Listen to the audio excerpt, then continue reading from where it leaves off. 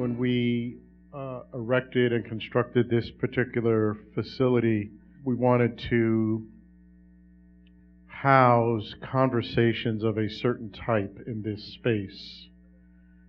And the conversation you're about to embark upon this evening is precisely the kind of conversation we envisioned when we built and opened this facility.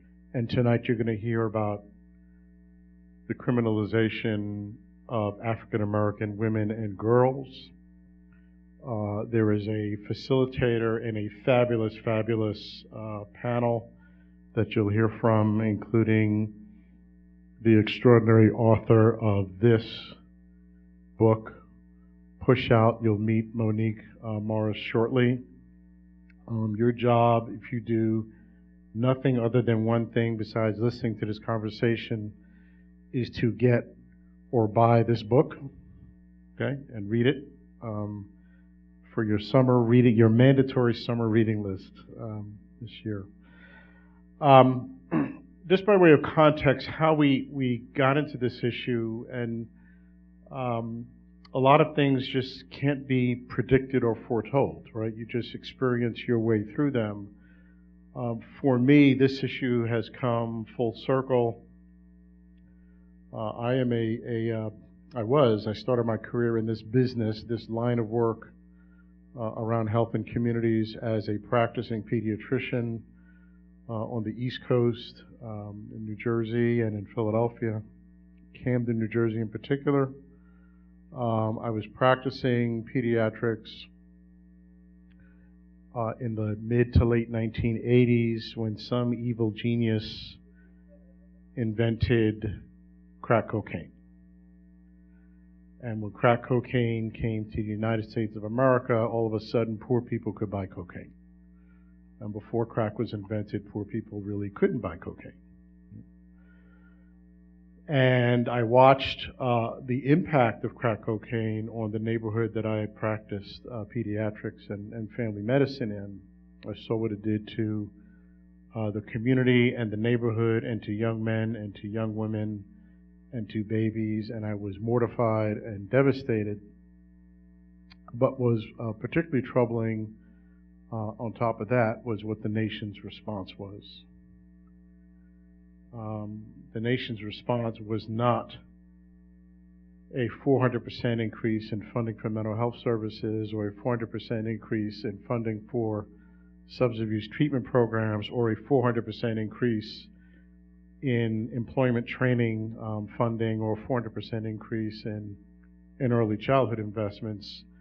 The nation's response was a 400% increase in the incarceration population. And we watched how this nation criminalized sick people and called it a war on drugs. Less well known is how this phenomenon played out in schools. And at the same time that we've seen a 400% increase in the prison population since the late 1980s and early 1990s, we've seen about a 350% increase in the number of young people suspended from schools, overwhelmingly children of color, and predominantly boys and black and brown boys and young men. Less well understood, less well recognized is the impact, very similar impact on girls, particularly black girls and young women. And that's the conversation we're having tonight. There is a substantial, and you'll hear more from Monique about this, I'm sure. One thing we've learned as a private foundation, we know we're funding the right stuff when the voice and experience of community matches up with the science and the data. Because when the voice and experience and the wisdom of community, including young people, matches up with what the science and the data are telling us, it means it's the right thing to do and the smart thing to do and to get in it, right? As we know about the relationship now between every time you suspend a child out of school, that child's risk of ending up in juvenile hall goes up. One suspension. All it takes is one. It doesn't mean the child is destined to go to jail, but it does mean the statistical likelihood and risk goes up. You'll hear about that tonight as well. So you'll have a conversation tonight about that phenomenon and what we can do to fix it. The incarceration superhighway was man-made and built by man and people, and it can be undone as well. And I think we're in the middle in the state of California of trying to undo that now and shut down the prison pipeline for good. So that's why we're thrilled and pleased at the California Endowment to host this conversation. My last job, other than welcoming you to being here tonight, is to bring up another extraordinary woman, Jazz Hudson, who is a Renaissance woman from Oakland. I think that's just the way they roll in Oakland. There's a lot of Renaissance women in Oakland. And she is an educator. She is a performer. She is a mother. She is a poet. She is an activist. She also teaches young women, particularly young women of color, in the juvenile system. She is a mentor to these young women. So a round, warm, embracing welcome for Jazz Hudson. Jazz, come on up.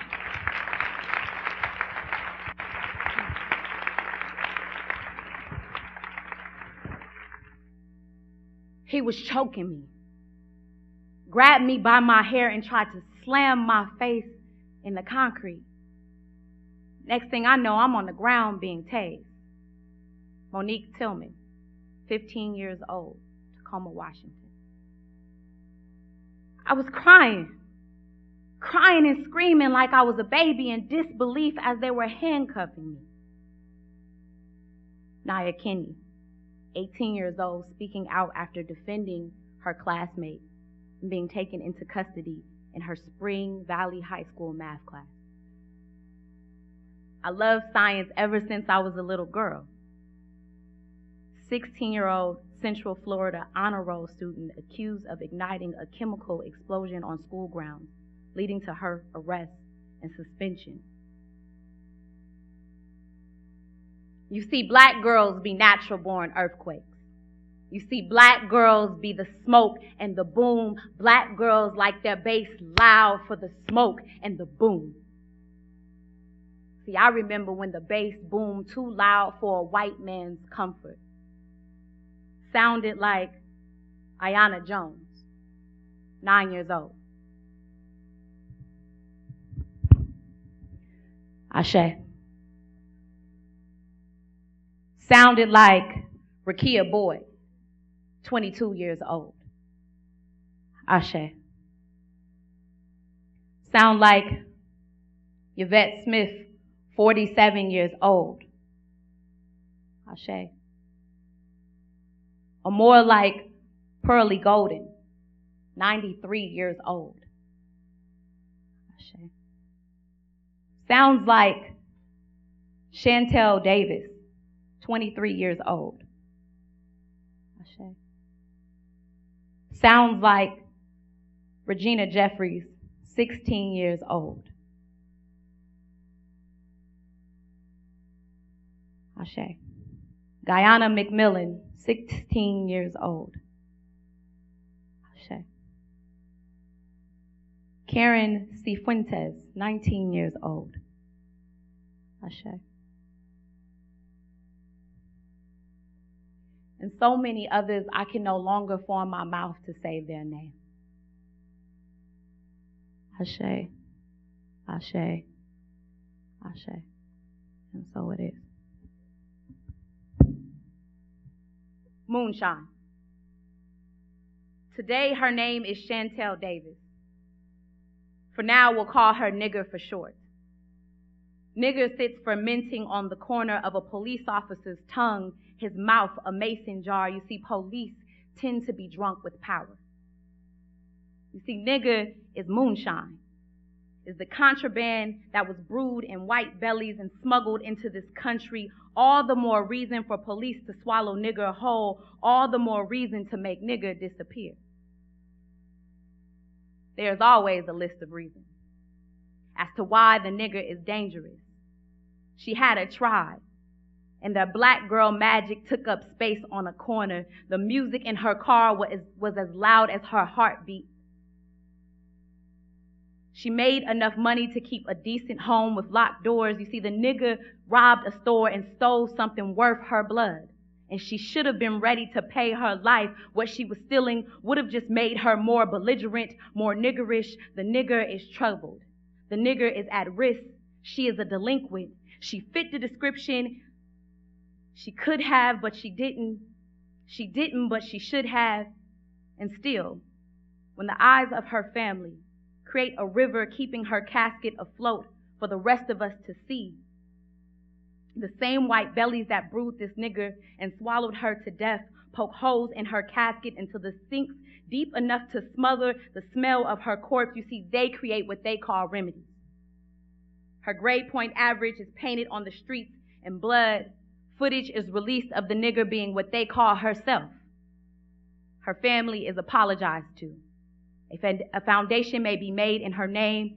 She may even be painted in a mural, and we'll call it quits for a few years, a few weeks, a few days, until the next time we're called nigger in broad daylight, called nigger while celebrating what's rightfully ours, yet we still can't keep, called nigger 5 o'clock sitting in our living rooms watching the television before we can mourn the last love lost. We are called nigger to keep us mourning. See, today I am 27. My son is 9 years old. She was 23. I am told this age is a danger zone, is a black market where black women and girls and boys like me disappear. I'm told I won't reach an age that isn't one. Today, like so many others, her name read nigger. And I can hand you another obituary. I can give you a different date, a different time. The same death wished upon me, I wished upon the validity of this truth. I wish to unknow the symbiosis of violence. I wish to not be moonshine. I wish to not be nigger. Ashe. Peace.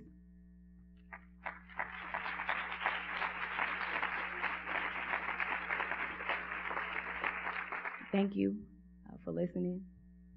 That piece was really heavy for me to write. As mentioned, I work with young women in Oakland, California, coming out of incarceration, and I also work in the juvenile justice system. I'm a former foster youth. I emancipated out of the foster care system at 16 years old. And I used my story to really change my own life. And I say that in the context of poetry saving my life. And I started with just sharing my story, and then after that, it developed into curriculum. It developed into a degree in educational psychology.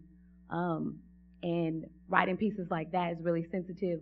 Just recently, 2 weeks ago, I lost one of my students, 18 years old, 20 credits away from graduating with a 3-year-old son to senseless violence. And I think a lot of times we don't pay attention to how incidents of violence are interconnected. This young woman had been kicked out of over 13 different schools before reaching my school. By the age of 16, I had been to over 23 different schools and 30 different foster homes and group homes. And I stand as a living testament of what is possible when we believe in our young people. And when we see something in them that they can't see in themselves at the moment, and we activate that, and we bring that to the forefront. I met Dr. Monique Morris when I was 16 years old, freshly emancipated and turning my life around. And ever since I was a young adult, she's given me opportunities to shine. And so I just really appreciate everyone coming out tonight in support of our young women, in support of our youth, and more importantly, in support of the work that Dr. Monique Morris is doing, along with so many other women. So without further ado, clap it up for Dr. Monique Morris.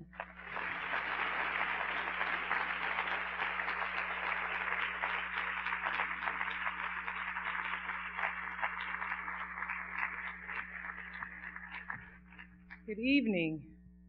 Y'all see why I let her go. I was like, just take it, right? Go. One more for Jazz. Thank you.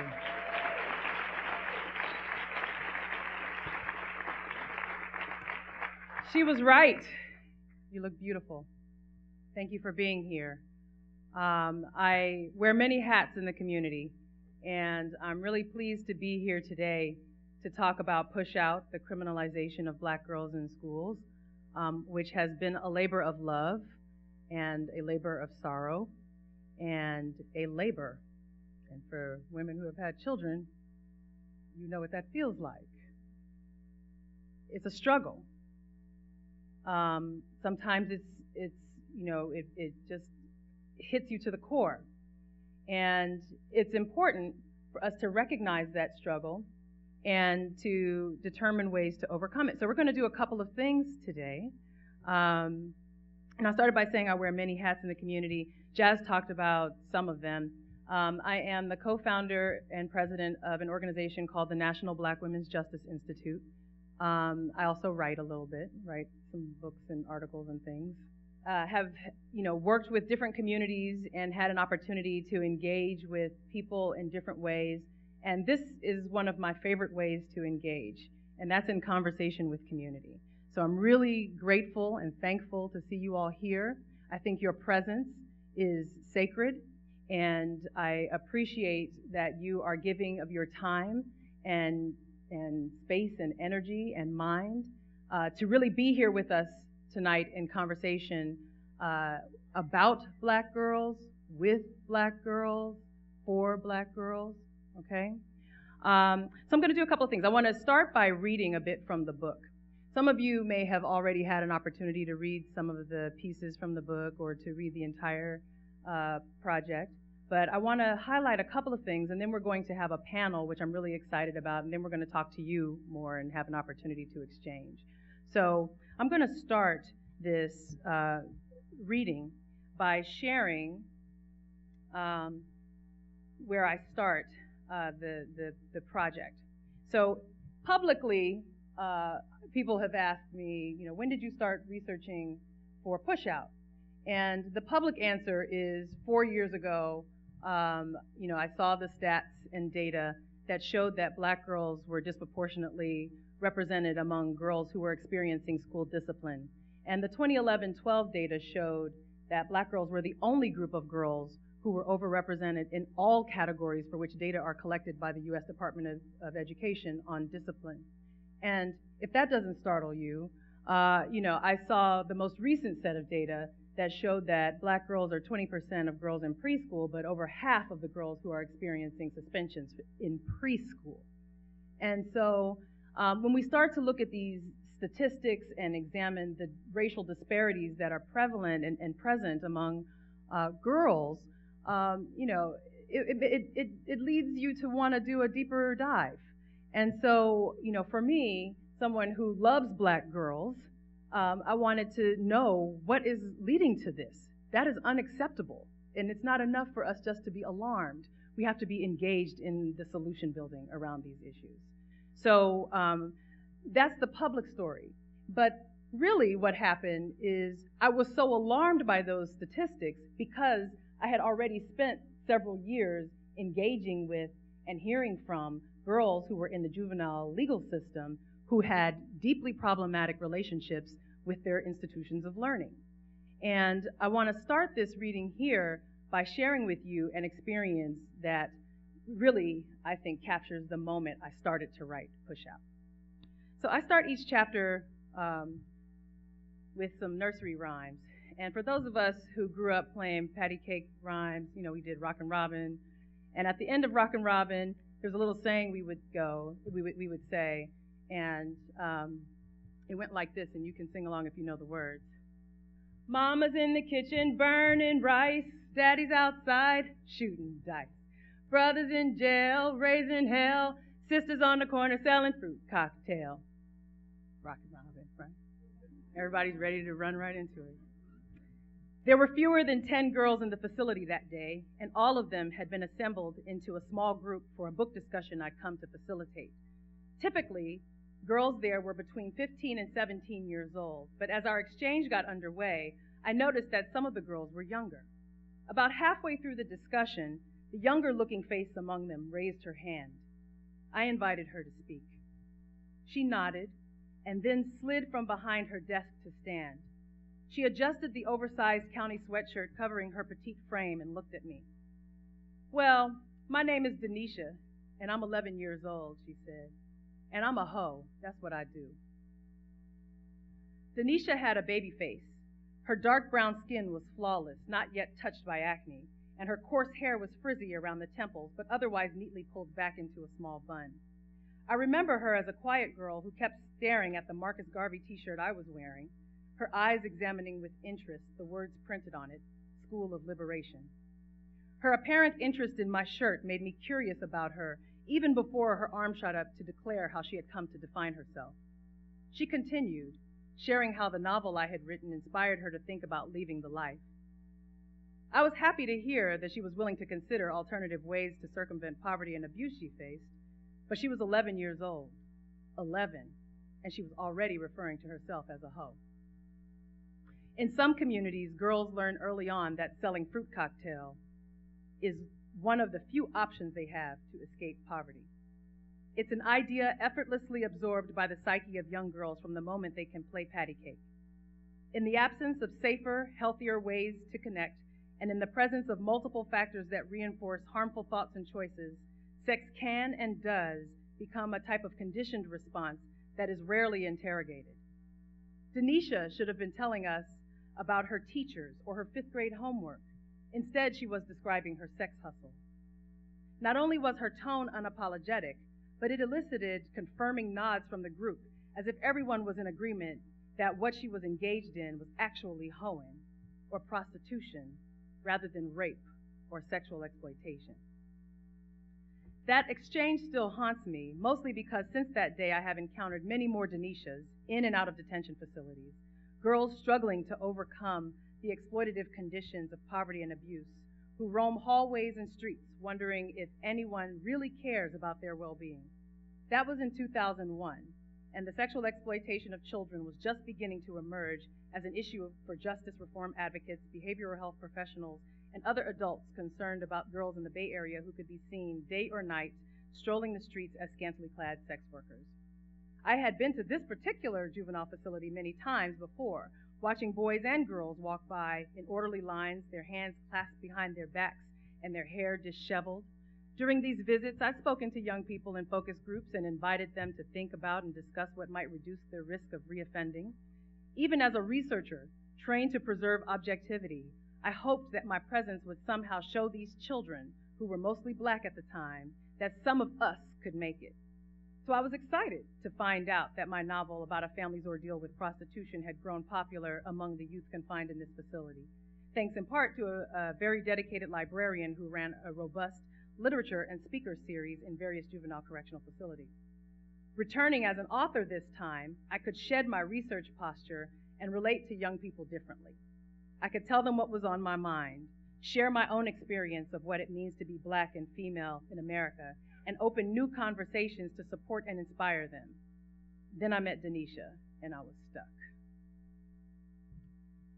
So I start there because it is true that in many ways, my discussion about school pushout really started with her, and the recognition that so many of our girls are vulnerable to contact with the juvenile legal system because of their victimization histories. And when you do a deeper dive into the conditions that facilitate their school pushout, you'll see that the girls who are most at risk of school pushout are also girls who have extensive victimization histories. And so these issues are very connected, but they are also connected to a deeper legacy of racism and sexism that negatively impact girls, particularly girls of color, particularly Black girls living in poverty. So I want to share another piece from the book that talks about some of the historical perspectives, but notably on the importance of education. One of the things I like to say is that, that I just love repeating over and over again because I think we need to hear it as much as possible, is that education is more than just important. Education is a critical protective factor against contact with the juvenile legal system for girls. That means girls who have an education are significantly less likely to be in contact with the juvenile and criminal legal system.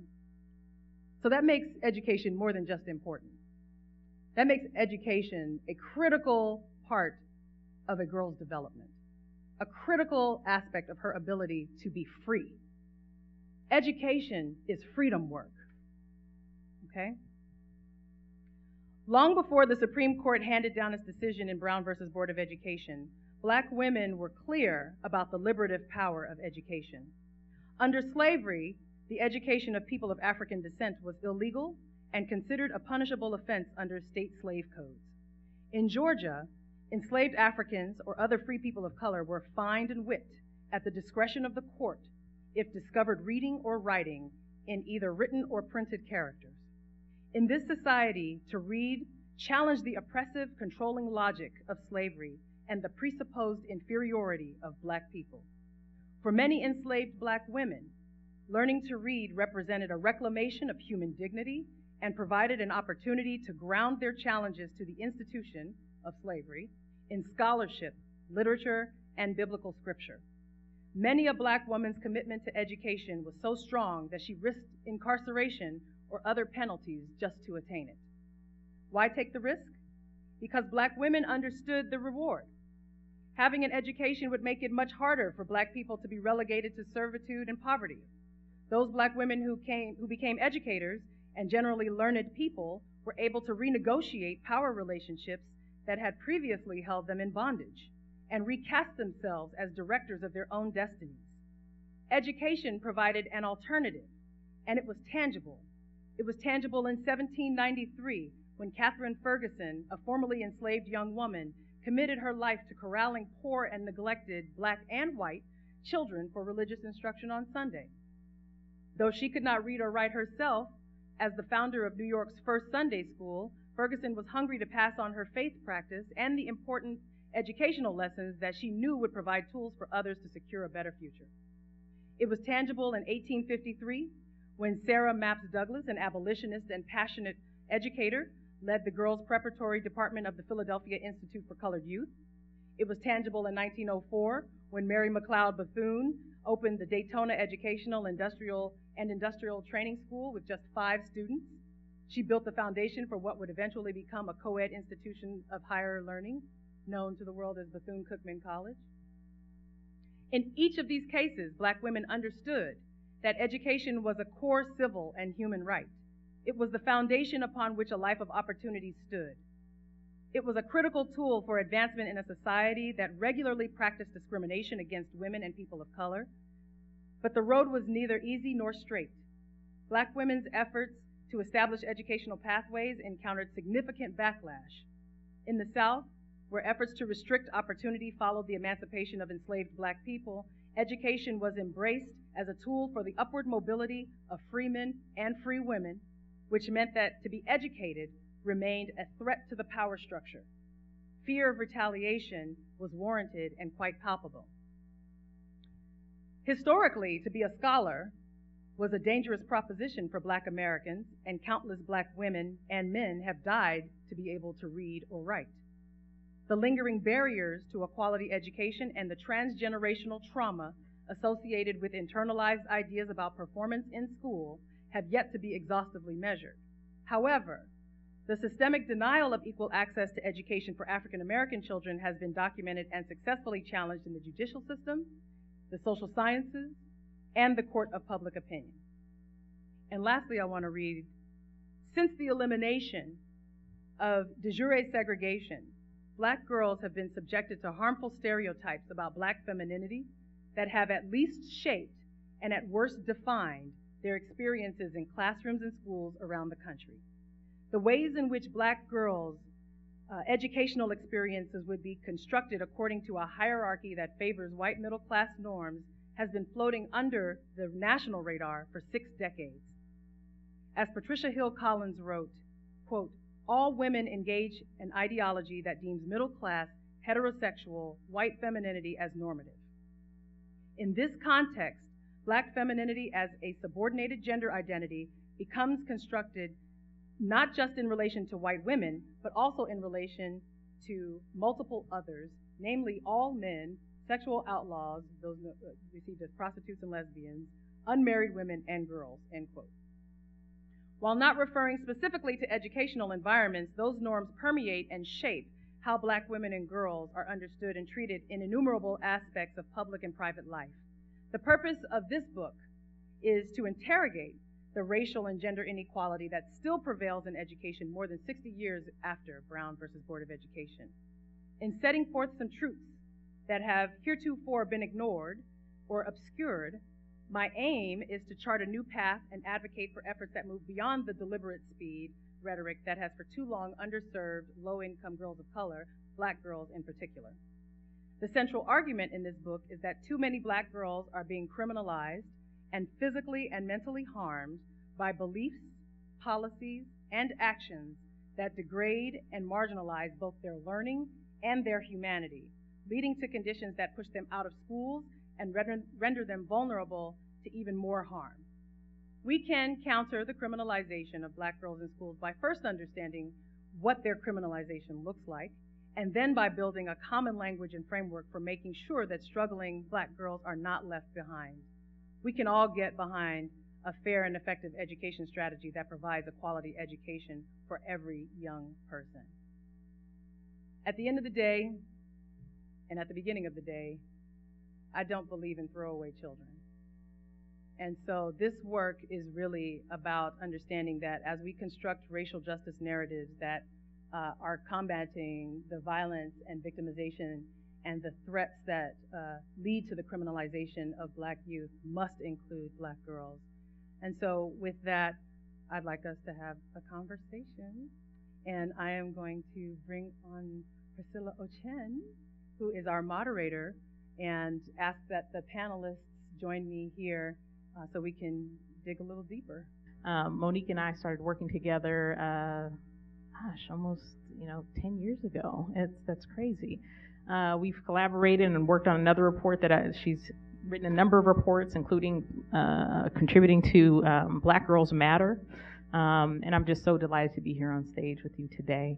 We're joined by two other panelists, Nola Brantley, who is doing private consulting and working with different governmental bodies, including LA County, about some of the issues that Monique just talked about related to sex trafficking, which devastates Black communities, and we'll talk more about that.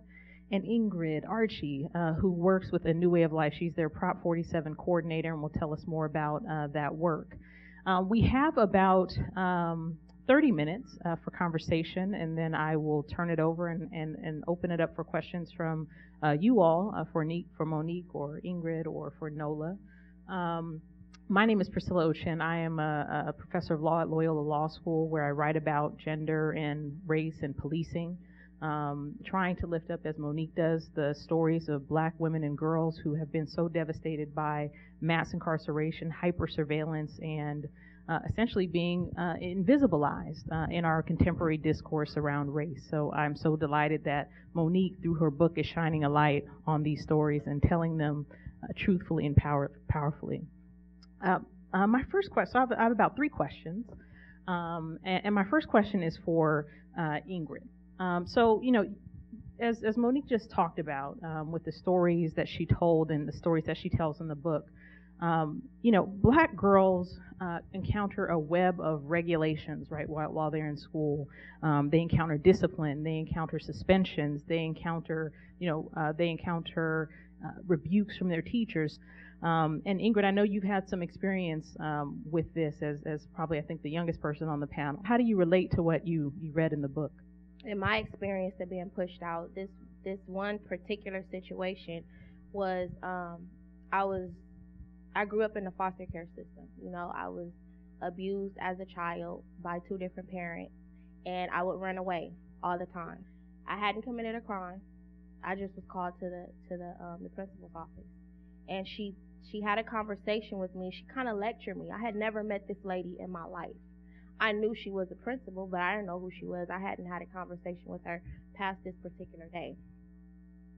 And so she was like, I just want you to know that, you don't have to live like the way you're living, and there's always a better solution. And so she nodded to the guy with the badge on, and he handcuffed me. And so I didn't ask why, because going through different things that I was going through, my emotions had become numb. So I didn't know that it was wrong. I'm like, okay, I'm being handcuffed. So he walked me across the campus in front of all my peers in handcuffs. I had not committed a crime at all. He got me in a car. He said, "You know why you going to jail? Because you've been ditching school." There's power in you retelling that story and naming the things that those of us who interact with girls hear that many people don't believe. Right.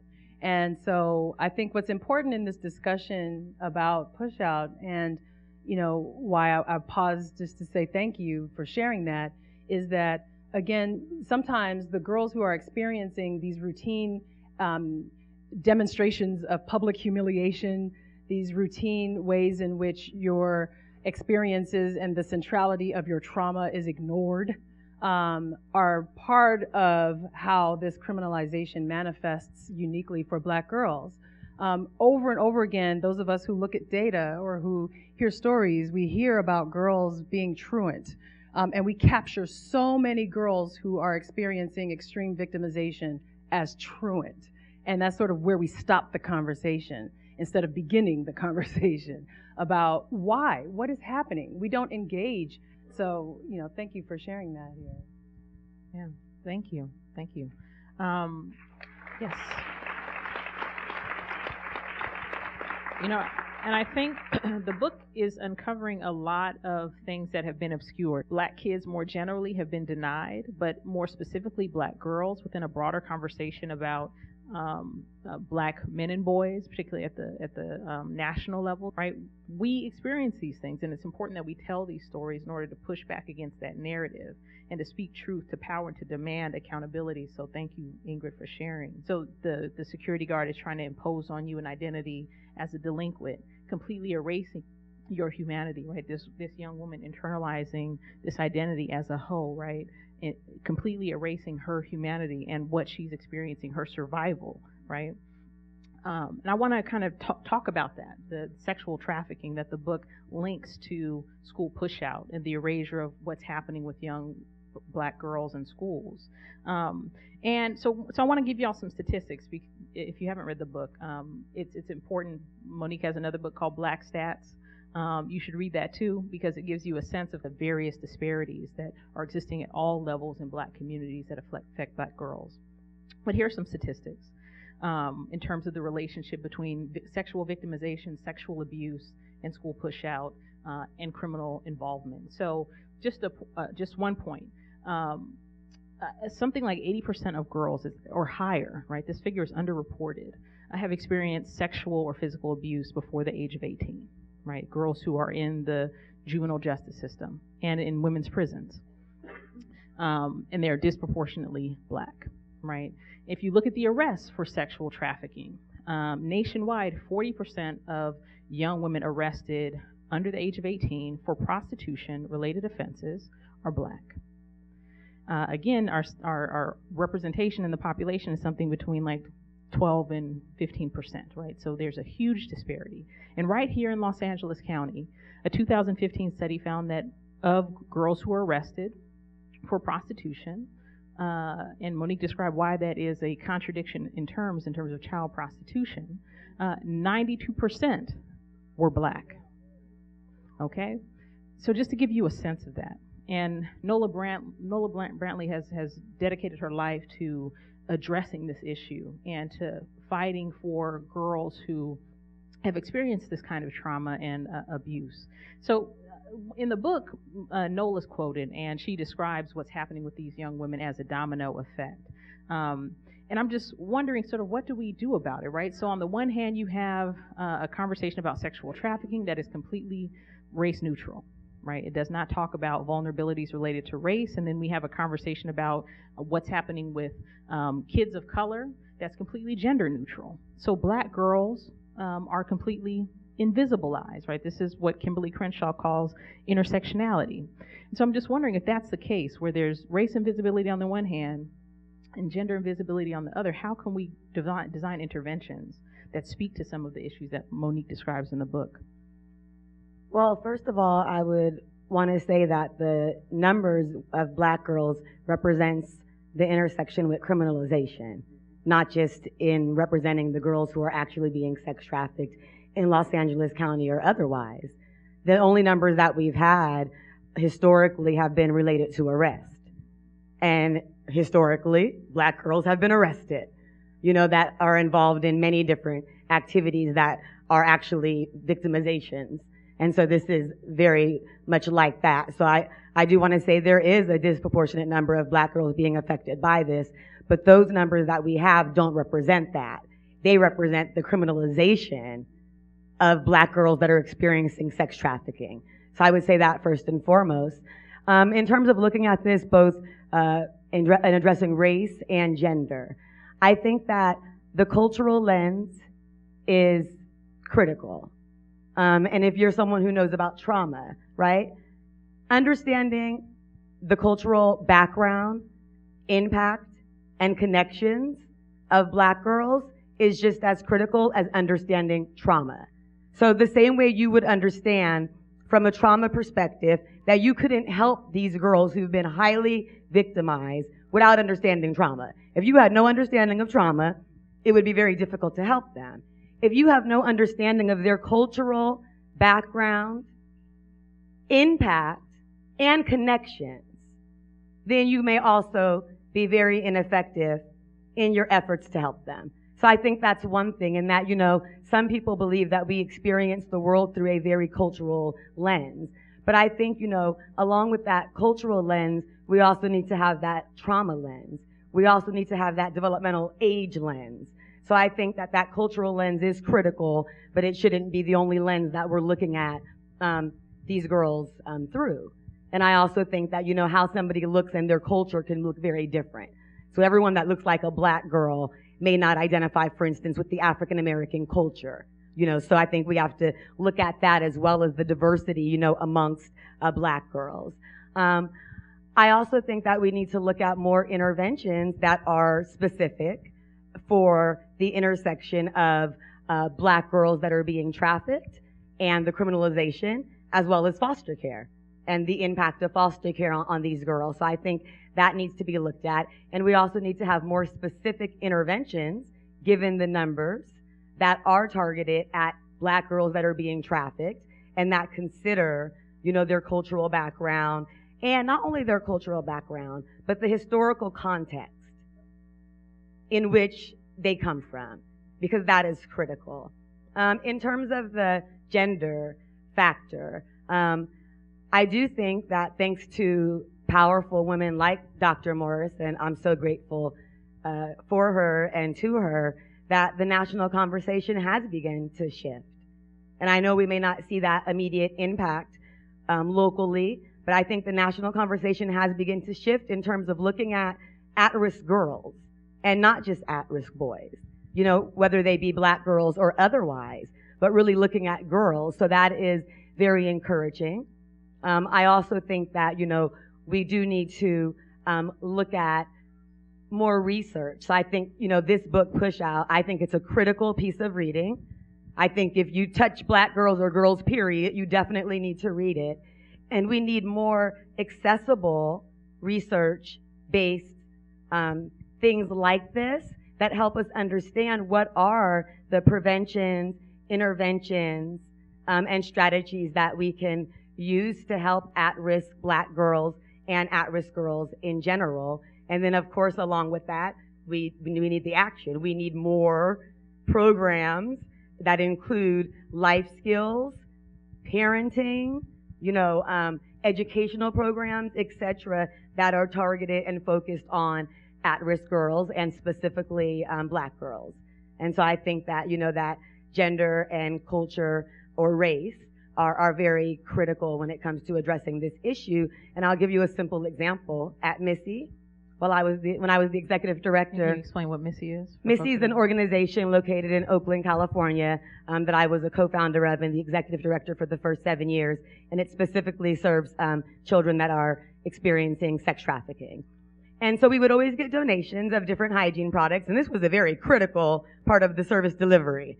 Lotion, shampoo, stuff for your hair, all those things are critical for people.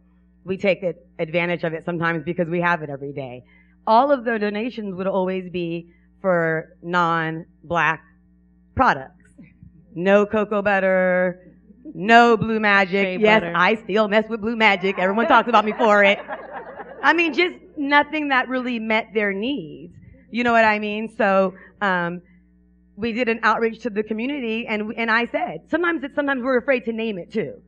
All I said was I did an outreach to the community, and I said, thank you for all of your donations. You guys are wonderful. Don't bring any more hotel size stuff, first of all. And second of all, we need stuff for black girls. Most of the girls that we serve are black, and we need black girls products, and I'm not going to leave you hanging. Go on the website, and there's a list. Because they didn't know what black girls' hair products were or hygiene products were, and this is where you can get them from. And we got an overflood of donations that were black girl hair products, the gel, everything that, a lot of the girls were requesting and needing, and it made it more appropriate. So even just simple things like that can make things more culturally relevant for victims and survivors as they go through their process. Thank you. So,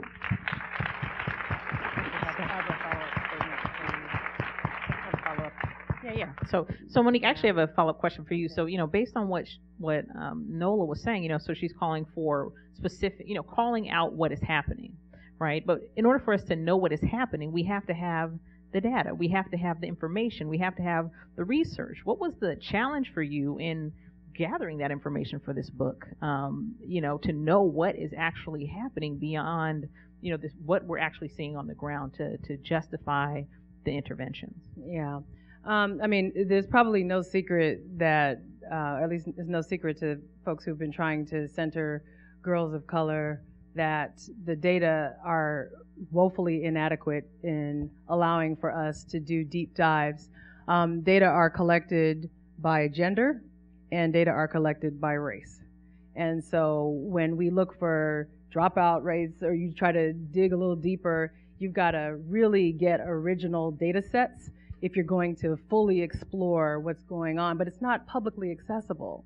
So it makes it really hard for folks who are trying to do real interventions to just pick up something or to do a quick search online to figure out what's happening in their communities. So, I think for that reason, though, I think, sometimes we rely on statistics, but statistics only really tell us, certain things. And statistics won't tell us the kinds of things that I wanted to know in Pushout, and that I think will lead us toward the development of solutions. So, stats help us monitor progress along specific variables. But when we talk about the priming of victimization, or the priming that black girls experience for their own victimization, right? The reason why I sang the song and said everybody sing along is because I want to demonstrate who was singing the song and who was not singing the song. Some of these things that we are conditioned and that we to know, these things that black girls uniquely experience as a part of their engagement in the society, lead them to an understanding, implicit and explicit, that they will be victimized.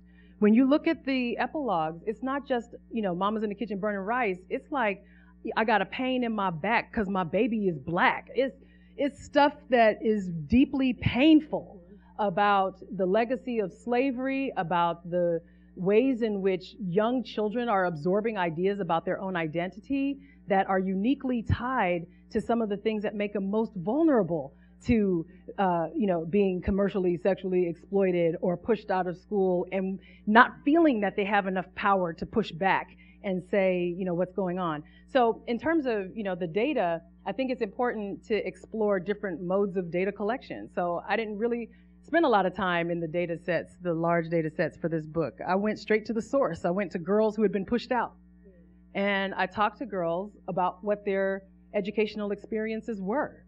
And I talked to other people who worked with black girls about how they're engaging with them. I talked to educators. I talked to principals. I talked to, people in the justice system to see how are you engaging these girls and what is their story. But really the stories and the narratives that I uplift in this are the girls who are the affected population, because central to our understanding, our ability to understand what the disparities that we read really mean, is our ability to hear the narratives and really make meaning of our practices. When I talk about, we talk about the school to prison pipeline as a very linear process, and I challenge that in a lot of ways. And I think Ingrid's stories, Nola's work and stories, your work and stories really help us anchor our understanding that the school to prison pipeline is anything but a direct pipeline. It is a function of multiple systems that increase the risk of contact with the criminal legal system along a continuum. So we talk about arrest, you're right, like we're only able to capture one piece. But really what we want to know is what are the series of decisions that are made in classrooms, in schools, in homes, in community that place girls at risk, that lead us to read behaviors, that lead us to call girls antisocial, or that lead us to dismiss girls as defiant, or to read, asking a question as being loud and sassy. Like, what is really at play here?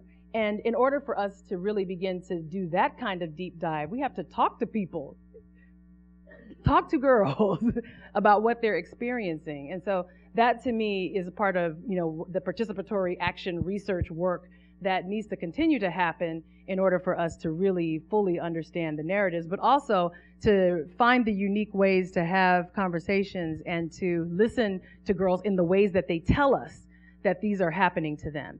And it may not always be a report. I write research reports. Okay. Not everybody's going to write a research report, right? Jazz's powerful words, doing it through poetry, right? Doing it through whatever we bring to the table, right? But engaging and having an ability to really listen is critical, and that's an underdeveloped skill in our communities.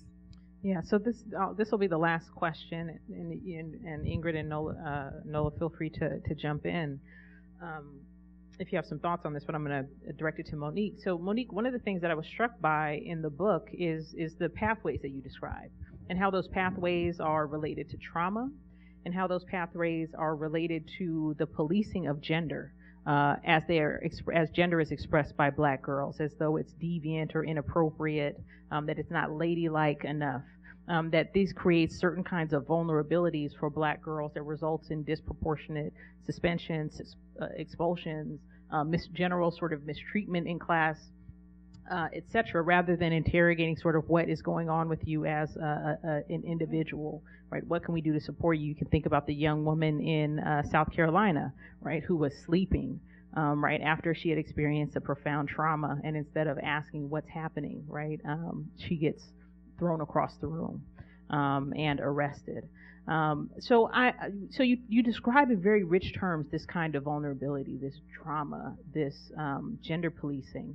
And I'm wondering how you deal with sort of describing this thickness, but at the same time, this vulnerability that Black girls experience comes up against this wall of this narrative of Black women and girls as superhuman, right? As super resilient, as, strong, right? Strong Black women. And I'm just wondering, how do you reconcile that? And what is your aim in the book in addressing that construct of Black women and girls as, strong Black people and the people that hold down the community? Yeah, I mean, it's really a competing narrative. The super resilient strong Black woman and the girls who are pushed out and commercially sexually exploited and victimized. I guess I can start by saying, for those of us who saw the BET Awards last night, Jesse Williams came with something when he said, just because we're magical doesn't mean we're not real, right?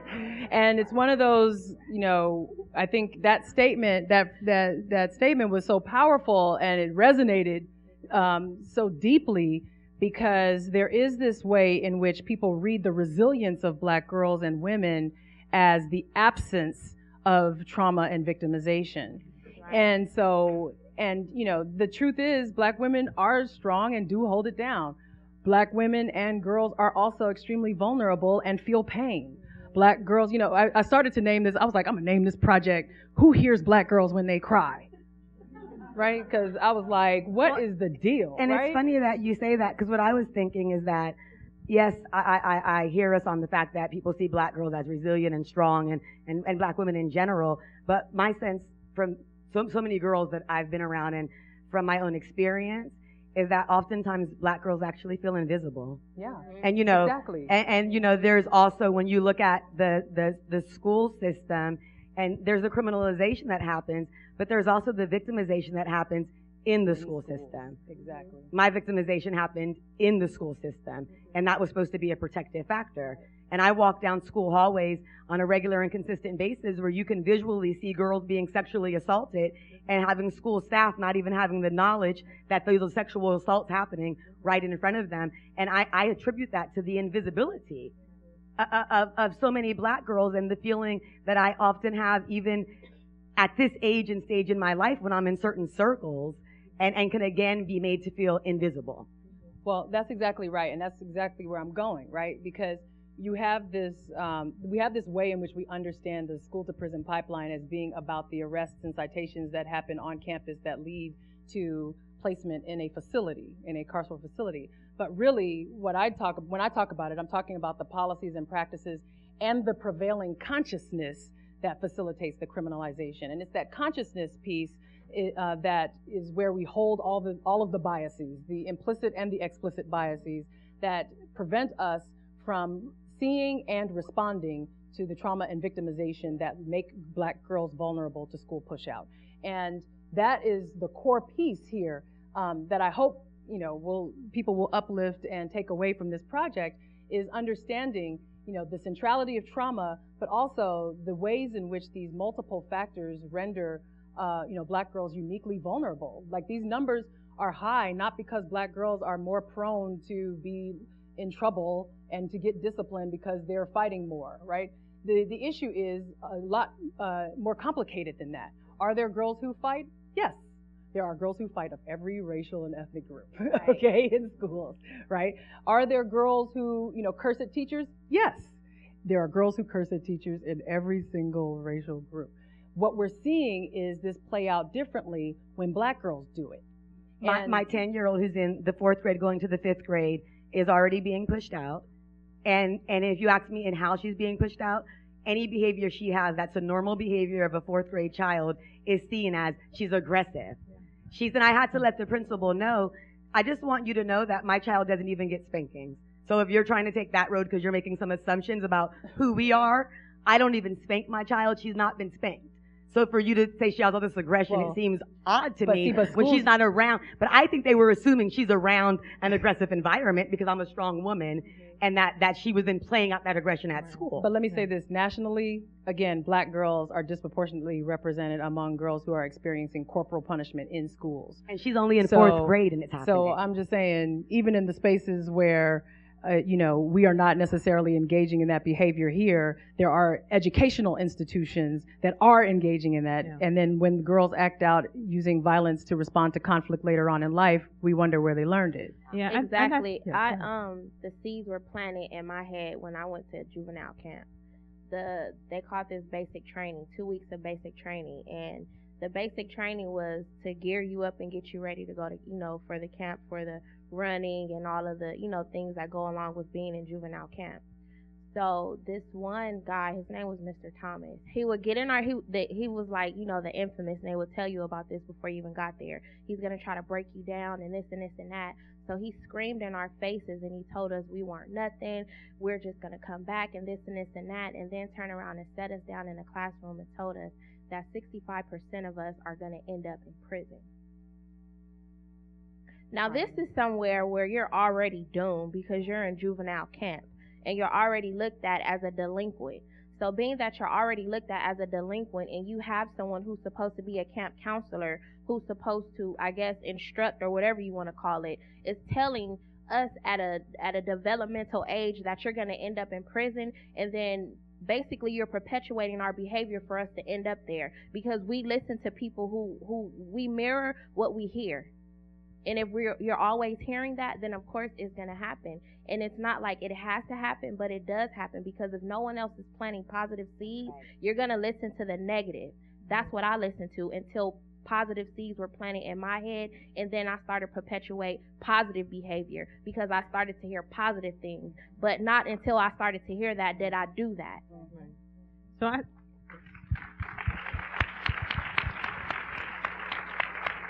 So I think what all of you are describing is a term that Monique in the book calls age compression, which is to say that black girls don't get the benefit of the doubt. They don't get the leeway to be children. That's right. Right? They're treated as little women, right? And so when they behave in ways that the school finds inappropriate, the censure is immediate and harsh, right? Because they are expected to behave like adults. They don't get the opportunity to make mistakes and to go through various developmental processes. They're read through the lens of all of the stereotypes about Black women, right? So the hypersexuality, the aggressiveness, right? And we can spin these out for days. And Monique talks about them, the Jezebel, the Sapphire, right? The matriarch, right? They get imposed, all of these are imposed on Black girls, and they're policed in some cases quite violently.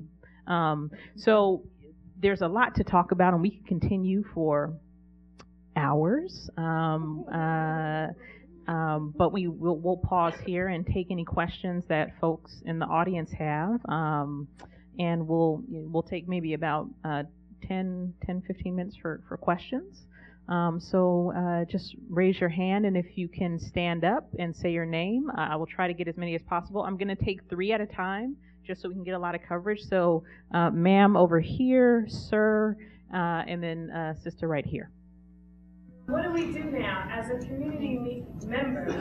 Like, what do we do? Am I to volunteer at a school and sit in class with kids all day and intervene when I see it getting hot? Like, what is something that practical that we can take away and incorporate so that this is not a problem? Thank you. Sir. Steve Biko's famous quote says, "The most potent weapon in the hands of the oppressor is the mind of the oppressed." So my question was, I was doing research right now. There was an article that was written on June 27th, 5 years ago, but it basically talks about how the state of California, basically the way they funnel money to public schools is that for every student that misses out, they lose money on attendance. So it makes me think that the reason why you probably went to probation is a way of like, I'm gonna punish you because our district didn't get the money that we deserve. So it shouldn't be a way of like school districts putting our children at risk of being in probation and having criminal records because of them not quote unquote fitting their standard. So when we talk about the school education pipeline, can we find a way to eliminate that? Okay, thank you. Yes. Yes. I believe that if we get them young, we don't have to serve them when they're coming out of the correctional facilities as adults, because it's much harder to try to not retrain and not give, but to nurture what's already in that person, right?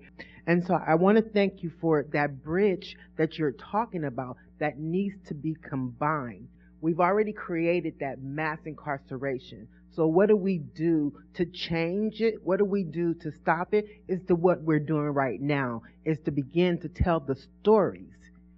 The data is out there, but going into the community and telling the stories of the ones who are directly affected is the way that we're going to have everything pushed out. Thank you. So I'm going to give the panel an opportunity to respond to those questions, and I'm going to take 3 on this side of the room. So the question was about interventions. What do we do now? Another question was about sort of what are the incentives of school districts to engage in this kind of punitive behavior, and what can we do to change those incentives? And the third is, how do we do more of this to create more stories, to intervene earlier so that young women don't end up as older women in prisons where it's, they're essentially locked into a system where they're permanently labeled and excluded. Yeah, I just want to address the first woman that asked the question, because you were already right on. When you said, what do I do? Do I go find a girl to mentor or to sit in? Yes, you do. Right. So Josh Shipp, who is a motivational speaker and a previous foster care youth, has a video that I love to show in my trainings on YouTube. And what he says is that every child is one adult away from being a success story. And there was a big study that was done by, I believe, Harvard University, and it confirmed just that. So yes, if everybody in this room found one child that they can focus on and be committed to and be there for that child and ride it out with that child, whether it's your own child, whether it's a niece or nephew, whether it's a child in the community, whether it's a child that you work with in service, we'll start to change this thing for sure. So as a community, if you need a direct action, yes, go find a child. And if you want it to be a girl, specifically in connection with what we're talking about, and be committed to being there for that child and with that child for the long run. Yeah. I agree wholeheartedly. And I think that when you have that child, and if you are in a place where you can begin to start conversations about these issues, then there are a host of key questions that you want to ask about, that child's own development in schools, some of which I include in the back of the book in appendix. And also, really to begin to explore how to uplift these conditions. Part of the issue, is that we have not yet centered girls in this conversation. And so we're in a place now where we can do that. We can start to have conversations. We can initiate conversations in schools. We can request information. We can attend meetings and always, make it so that one person isn't going, what about the girls? What about the girls? But there's an inclusion, a natural inclusion or a press for an inclusion of girls in this conversation. In terms of the policy piece, I think it's important to recognize that there are many, many perverse incentives in place for children to be criminalized. And while, our state has legislation that is supposed to provide a larger framework to guard against that, it's still very much a work in progress to establish a continuum of responses that are non-punitive in schools when kids act up. Even in the districts where there are restorative approaches or where there are alternatives, we still see a disproportionate number of black girls, and we still see the racial disparities in place. And so that's why I think it's important for us to have the conversations about the prevailing consciousness and the sort of lingering ways in which we're misreading behaviors and not really digging deep around understanding these behaviors, because even when we do have the structures in place, we're still seeing the same outcomes in many places. Now, there are new ways of intervening that, I think we're going to begin to explore more deeply. One of the things that I'm particularly interested in and excited by is this idea of empathic discipline that is happening. Stanford has done a number of studies and tests that show that just a simple change in mindset around how we engage with young people can reduce the suspensions of Black and Latina girls by up to 75%. So some of this is not even really about, us needing to shift anything more than our consciousness and our understanding of how we have been criminalizing girls and how we cannot criminalize girls. That said, too, this is absolutely about a consciousness raising around the quality of education that our children are receiving and about the need for us to invest in education. I think it's also important, and this is a place where the community can play a role, is no longer staying silent on the victimization of black girls. Our communities have been way too silent on the sexual victimization, the intimate partner violence that occurs in our communities. And because we're not really addressing the centrality of this trauma, we act as if it just doesn't exist.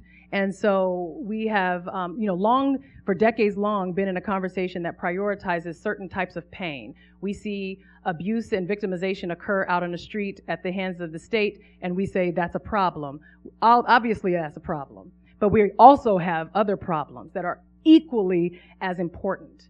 And so, we can't continue to sort of prioritize death when it manifests in the form of someone being shot to death over the death that occurs and the long-term debilitation that comes when someone has been sexually victimized repeatedly and engaged in intimate partner violence.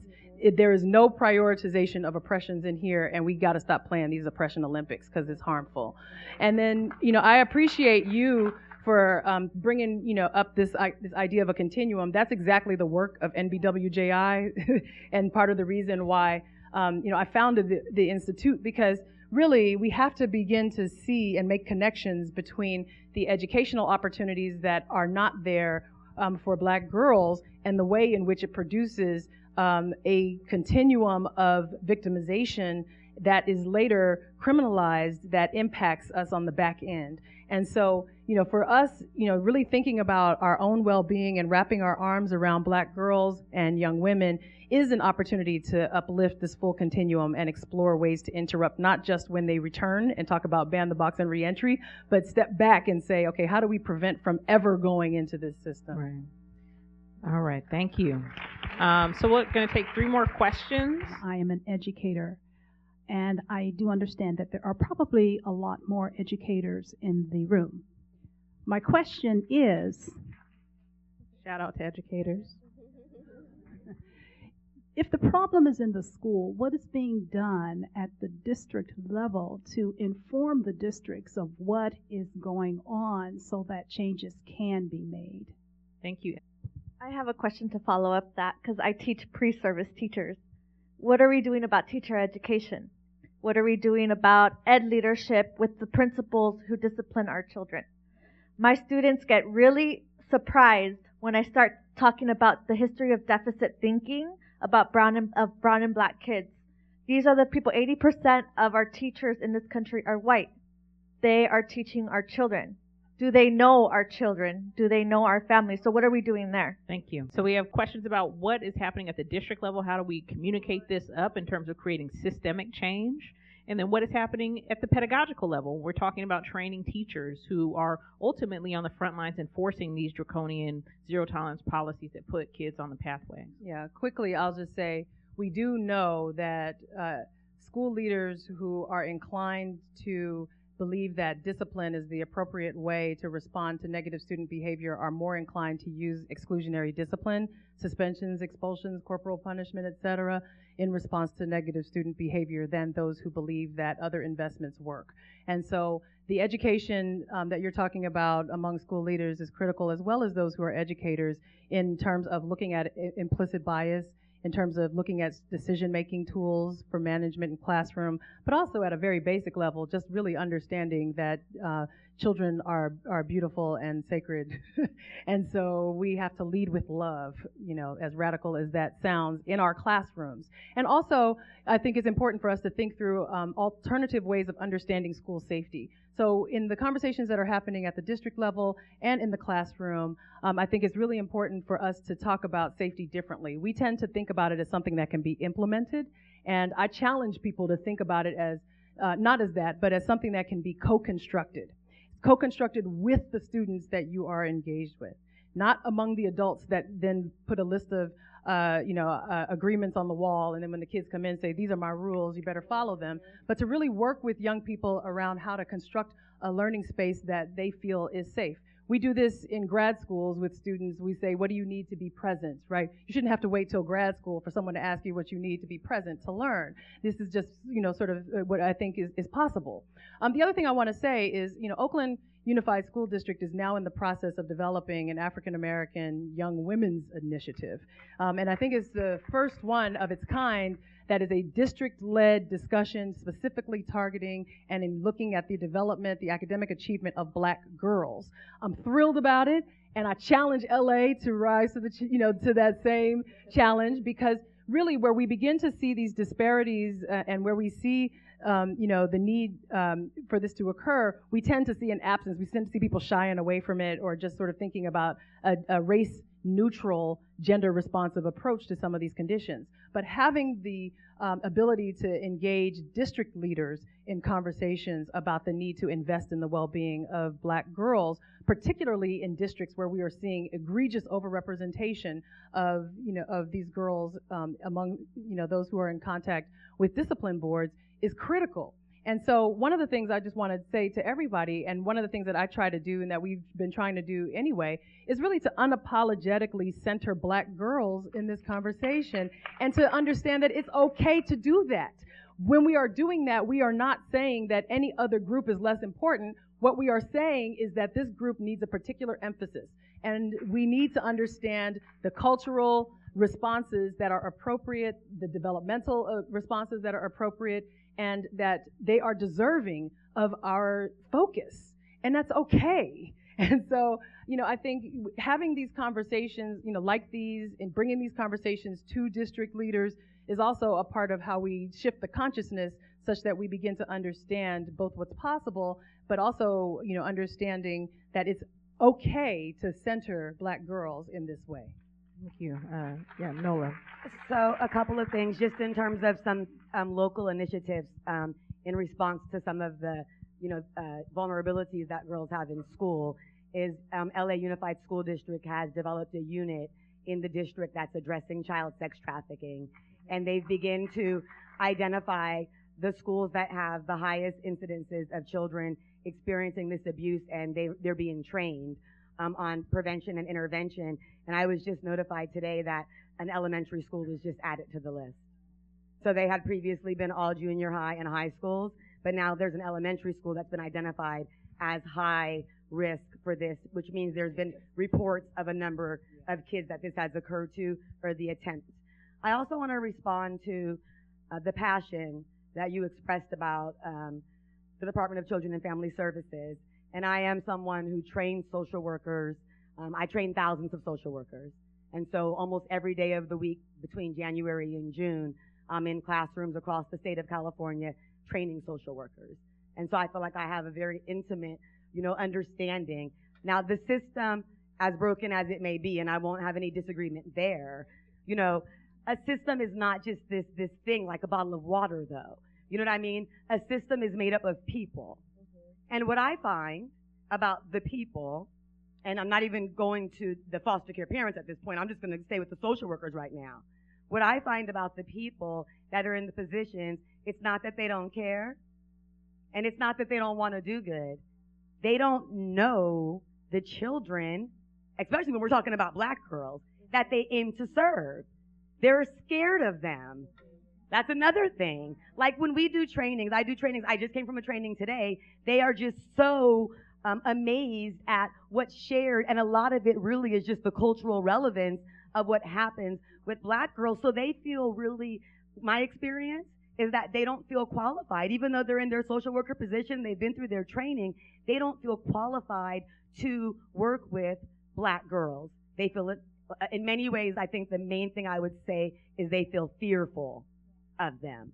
And that makes it hard to help them, to place them, to protect them, to serve them. And then I think that fear and those views are extended not only to the girls themselves, but also to the foster care parents or group homes that would then house them. And then, of course, there's lots of other systemic issues that we don't have time to get into.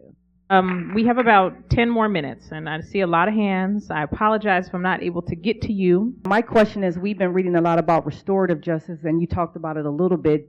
Is that a potential answer to this problem? Thank you for your work and your discussion. But a lot of what you discussed reminded me of, in regards to the early criminalization and early sexual victimization and abuse of black girls and the trauma that follows afterwards, reminded me of Dr. Joy DeGrew's work of post-traumatic slave syndrome. She focused on the effects of living out unattended trauma without any point of healing. My question is, how do we go about dealing with that unattended trauma like sexual abuse that often goes untalked about in the black community? And how can I, as a young black man, go about aiding to help in that healing process? Thank you. Real quick, but I just asked that question based off my personal experiences with a lot of black women I've dated, and Dr. Joy DeGrew's work and the discussion you're having now made me reframe my thought process and how I was viewing women or whatnot, and how we go about re-triggering, how black men sometimes often go about re-triggering that trauma that's been unattended. So thank you. Appreciate that. So we had a question here from the sister who's studying to be a social worker. The brother over here who had a question about sort of culture and sort of, is this promoting a sexualization of black girls? And then, what's the relationship between the work that you're doing and sort of this broader historical trauma that is deeply gendered, that has affected black women and girls in these specific ways that, you're sort of surfacing. So the panel. Okay, so I think as a young girl, you're at ground zero with everything, because you're around all of it. Everything that we're talking about, you see it in black and white every single day. So I think that the way you kind of rise above it is that the information that you're hearing, you take it back. And I've worked with Coco, so I know they got a lot of good stuff going on. So that good stuff that you hear, you pass it along and you tell them about it, because educated people educate others. And that's how you empower your peers.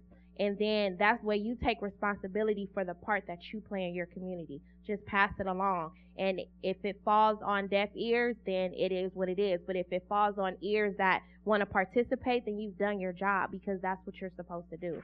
So I would like to add to that and say too, because what that brought me back to when I heard that comment, and I do appreciate your concern for, young women in general, and certainly the young women that you're close to, is that like when I was growing up in the community I came from, I don't know how I was gonna stop a dude calling me a bitch or a hoe, because if they said bitch and I said don't call me no bitch, I was getting beat down. Like I would get bottles thrown at me and get hit just for not giving guys my phone number when they asked for it. So I mean, if we want black women to stop being called bitches and hoes, well, let's talk to who's calling them bitches and hoes. And I know that they call that to each other sometimes, and I'm not negating that, but I'm saying that we need to talk to men, starting with black men, and then other men as well. To the young lady, to add to what she said, I want to say also, use this as an opportunity to be a youth leader, start building your resume. What I hear is a Friday Girls Talk Club, where you talk about just different issues that are happening in the community that girls might not have nowhere else to talk about these issues at. You find a teacher to be your club sponsor, and you're the club leader. Okay. And that was just building off of what you were saying. And then to this young man right here, I do really want to applaud you for acknowledging, how, and I don't know, your experience, but how your behavior may have impacted whatever. Sometimes we just can't even be accountable for anything. So I appreciate that. But on top of that, what I want to say to you is that for me, and I'm a long-term victim and survivor of sexual abuse and trauma and violence, right? And so that was my experience throughout my lifetime, even into adulthood. What has been the most healing for me, like from black men and from men in general, is them being appropriate. So you are also already on the right track, right? So not only them being appropriate in terms of, it was so empowering the first time I was ever around a man, and he happened to be a black man as well in Oakland, and he didn't try to take advantage of me sexually.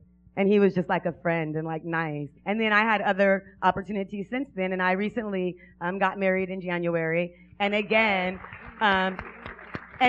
like it's, through the appropriateness, the honesty, the honoring of who I am as a black woman and the experiences that I've had as a black woman that doesn't only hold my own trauma, but I feel like I carry a historical sense of trauma, especially as it comes to sexual victimization. It feels like it's in my DNA. You know what I mean? So that being said, when I can be around a black man, especially, whether he's my intimate partner, husband, or just a friend, that can be appropriate and affirming, and not call me a bitch or a hoe, right? And that's really empowering. And the only way I don't get called a bitch or a hoe now is I just can't go to certain areas, I can't hang around certain friends, or go to certain communities, because I can't control them from calling me a bitch or a hoe, but I can control the environments in which I put myself in. I think, I think it's really important for us to say that, and also to recognize that to the question about restorative practices, but the work that we're doing in the pilot educational reentry program in Alameda County has centered healing practices as a way to examine these issues. We tend to talk about alternatives to school discipline in terms of restorative approaches, and restorative approaches are typically reduced to a single modality around circles.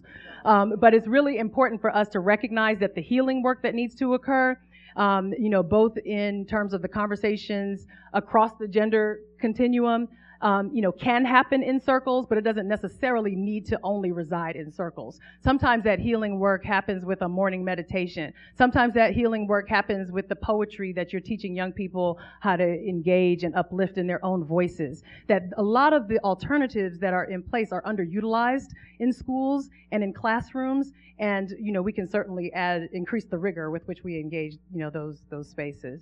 Okay, so we are at 8:30. I'm sorry that we're not going to be able to get to all the other questions, but I think what this says is that we need to have more of these conversations.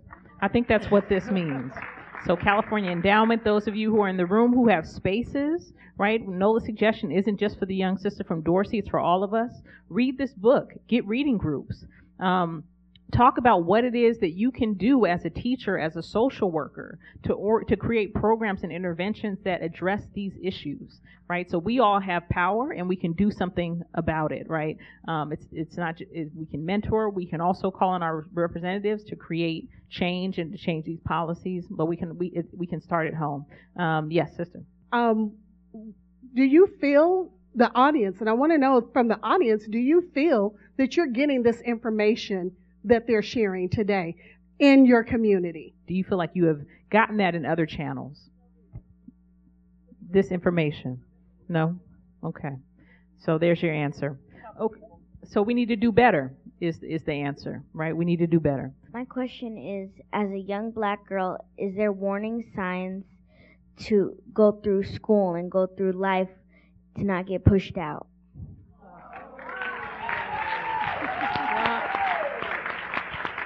I'm gonna let the rest of the panel respond, but I think we can all definitely say that the first thing that you can do to not get pushed out is what you're doing. You're standing up and you're asking questions. You need to keep doing that.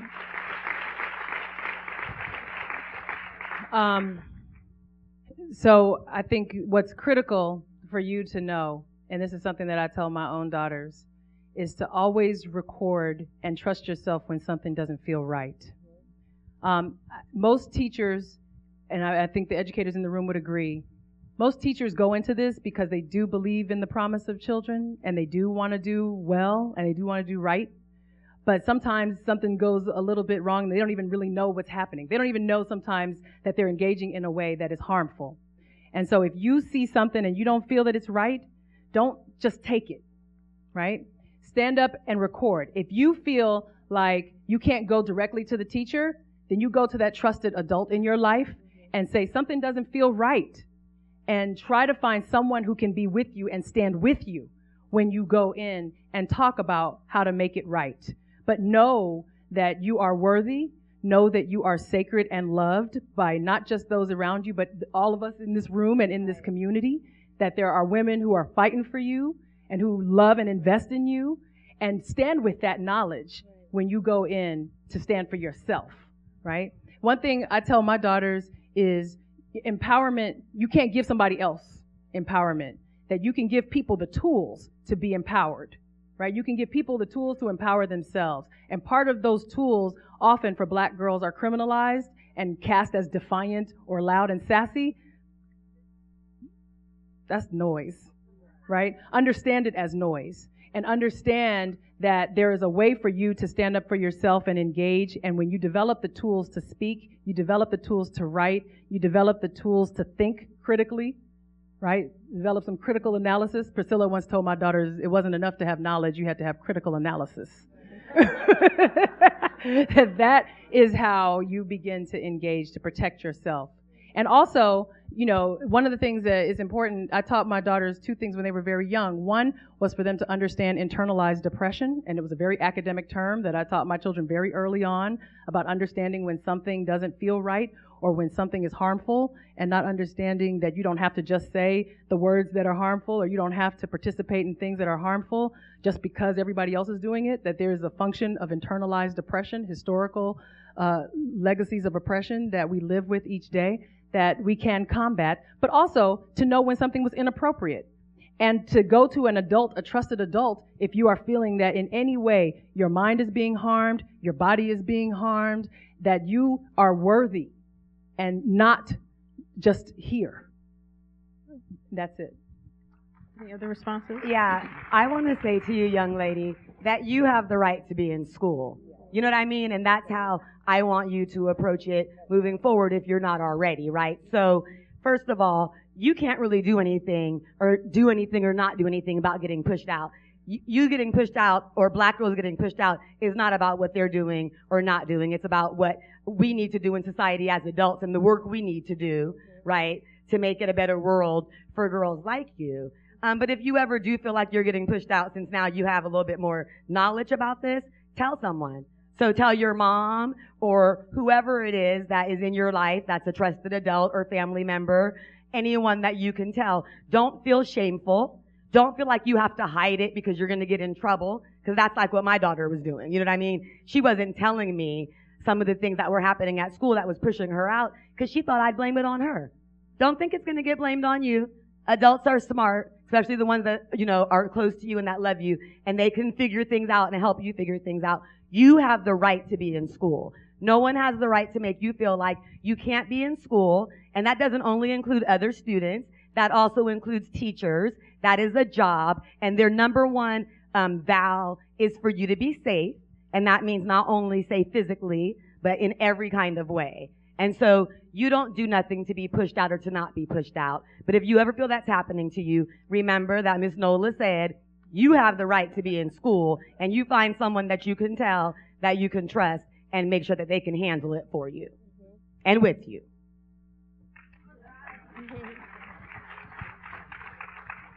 Just because you're African American doesn't make you any less than anyone else in your class.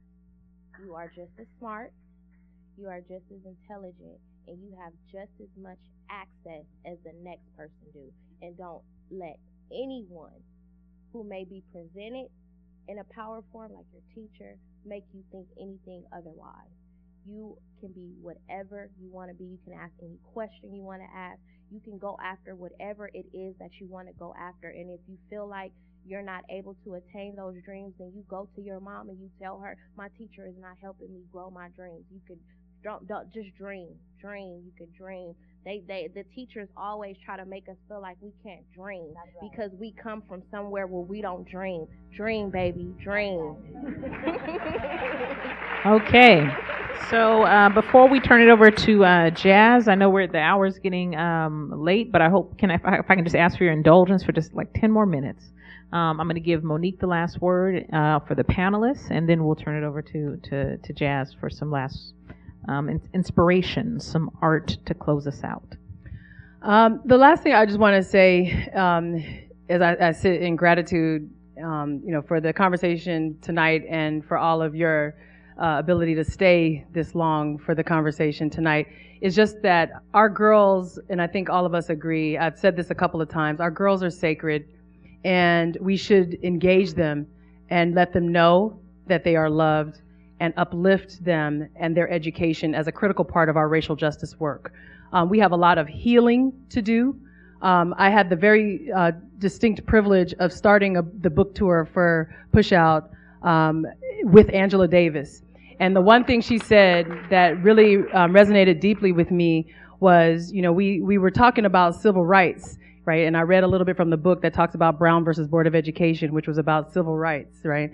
And she said, we weren't in the civil rights work. We didn't call it the civil rights movement. We called this the freedom movement because this work is about freedom. And I closed the book with that idea because really education is about freedom. And it's about intellectual freedom. It's about personal freedom, physical freedom. And that is what we're seeking to uplift in our girls. Well, thank you all so much. Thank you to our panelists. Thank you to Ingrid. Thank you to Nola. Thank you to Monique. Thank you to you all for your wonderful questions. Thank you, Priscilla. Absolutely. Thank you. So I think we're going to call Jazz back to say some closing words. I forever want to be cared by you. It's in your arms I see all of me. So won't you keep me safe with your company.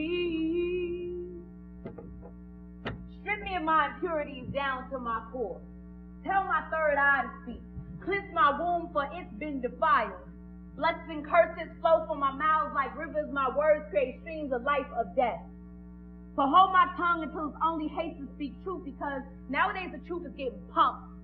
Liars rising bolder beyond measures, contingent upon causing skeletons saturated in darkness. Flick a light switch so the truth can shine bright. I'm in a battle of spiritual warfare, fighting for my life because it's all I have left. This poem is for young girls and young boys birthed of tomb wounds, convinced that they had nothing more than black drops left to water seeds for a harvest that would never grow. You see, I was held by my mother's crack pipe tears, held by my father's fears, and although she left way before May, never to see my flowers bloom in June, I was held by the spirit of Oshun. You see, new seeds begin with us, because pressure burst pipes are what diamonds are made of. So no longer can our teeth clench bullish just to stand upright on broken backs. Our fruit are the seeds of divine guidance. Our ancestors are our North Star. You see, we are the answer to the question. You are God. You are whoever you choose to be. Let it flow and create ever so fluently. I said, you are the answer to the question. You, black girl, yes, you are the answer to the question. You are whoever you choose to be.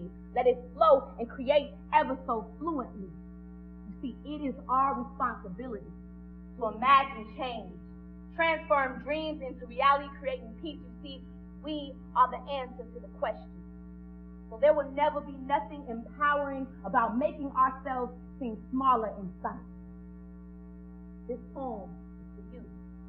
I want to inspire you, ignite something inside of you, get you to realize the greatest sound you will ever hear is that of your own voice. I want to inspire you, ignite something inside of you, get you to realize the greatest reflection you will ever see is that of your own faith children.